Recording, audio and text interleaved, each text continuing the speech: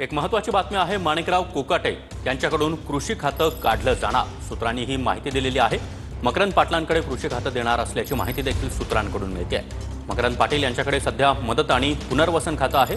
मकरंद पाटलांचं खातं माणिकराव कोकाटेंना देणार अशी माहिती देखील सूत्रांनी दिली आहे। कोकाटेंचं मंत्रिपद न काढता खात्यामध्ये बदल करून त्यांना अभय देणार का, अशी चर्चा आता सुरू झाली आहे।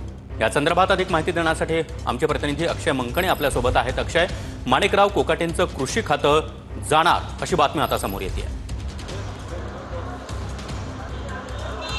नक्कीच सागर, गेल्या काही दिवसांपासून वादग्रस्त वक्तव्य आणि व्हायरल व्हिडिओमुळे कृषी मंत्री माणिकराव कोकाटे जे आहेत ते सध्या राज्यभर चर्चेत असल्याचं आपल्याला पाहायला मिळतं। त्यांच्या राजीनाम्याची मागणी जी आहे ती विरोधकांकडनं जोर धरू लागलेली आहे। राज्यभर त्यांच्या विरोधातले वेगवेगळी आंदोलनं जी आहेत ती रस्त्यावरती होताना पाहायला मिळतात आहेत। त्यामुळे एकंदरीतच राष्ट्रवादी काँग्रेस पक्ष जो आहे तो अडचणीत आलेला असल्याचं पाहायला मिळतं आणि त्यामुळे कृषी मंत्री माणिकराव कोकाटे यांची राजीनाम्याची मागणी जोर धरू लागली असतानाच आता कृषी मंत्री माणिकराव कोकाटे यांचं मंत्रिपद जे आहे, खातं जे आहे ते बदलणार असल्याची माहिती समोर येताना पाहायला मिळत आहे।